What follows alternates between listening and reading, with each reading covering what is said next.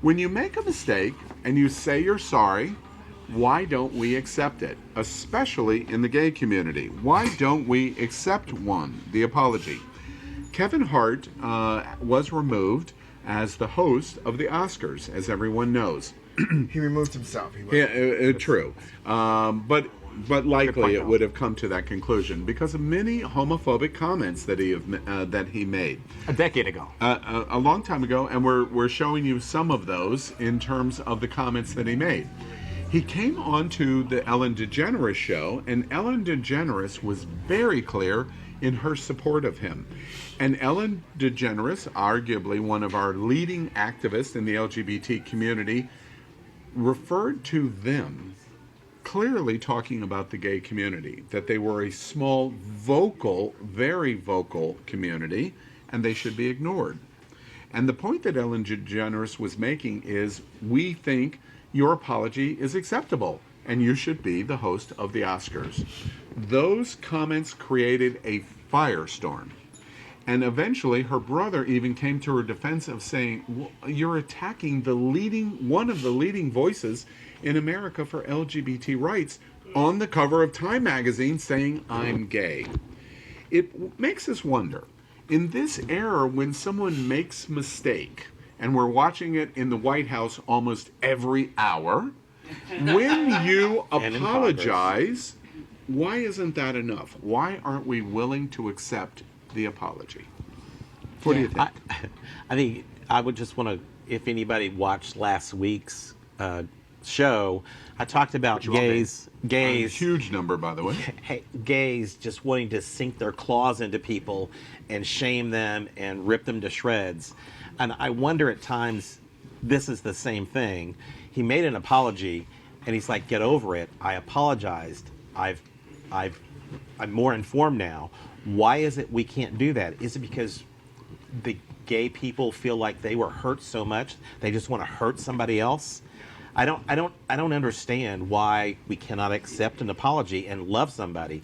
Yeah, How many of us have said something 10 years ago that we regret? Yeah, I mean, I think it goes back to some basic kind of kindergarten things about, do you mean your apology and things like that. He gave kind of a whiny little brother apology about it, let's be honest. But at the same time, I think we got bigger bigots to barbecue, like the ones in the White House or like the fucking Florida governor.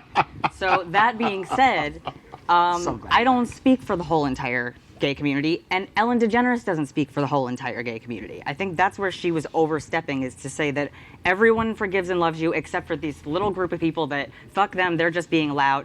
You can't, she doesn't get the license to say that for everyone. Okay, well, I'm going to be daddy at the moment and go, folks, grow the fuck up, okay? I would like to say, and this has been a big thing on my timeline, and I debate this almost every single day with my good friend, Miss Leslie Quick, shout out girl. But I think actually there are 2 or 3 separate issues here.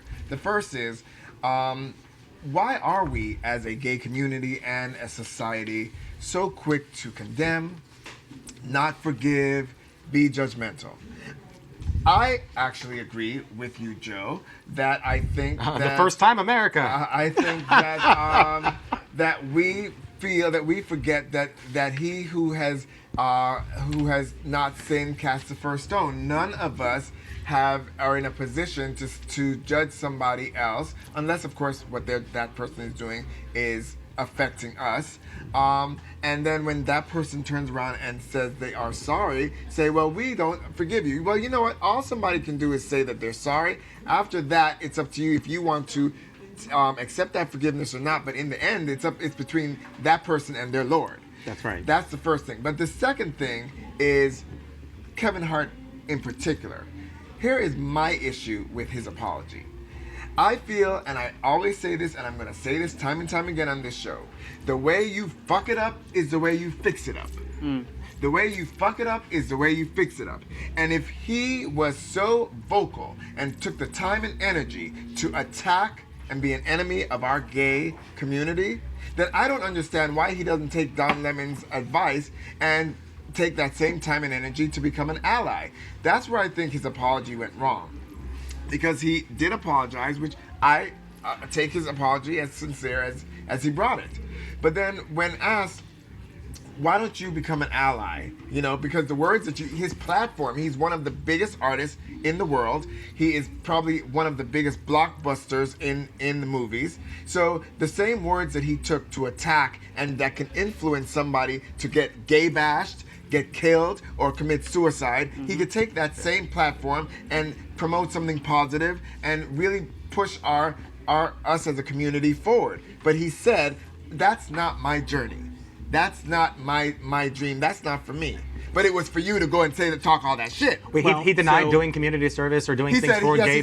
He said I don't feel that I need to be an ally because that's not my journey. That's not my life's dream. Oh. But apparently your life's dream was to bash us.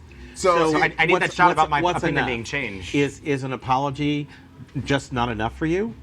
Does somebody have to do something else? Ain't no apology enough for me. If, like I said, the way you fuck it up is the way you fix it. No, so for example, so you're saying an apology is not enough. No, it ain't no apology enough. Ain't no apology enough when what you did was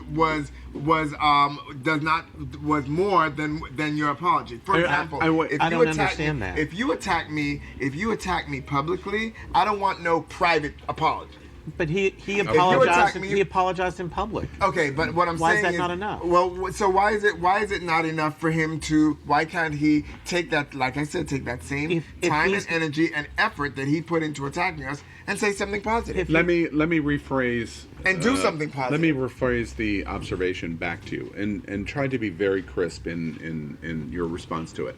Why isn't it enough for him to apologize and then say, I'm not really going to do anything else because perhaps he really is homophobic and his journey is to learn or not learn from his homophobia.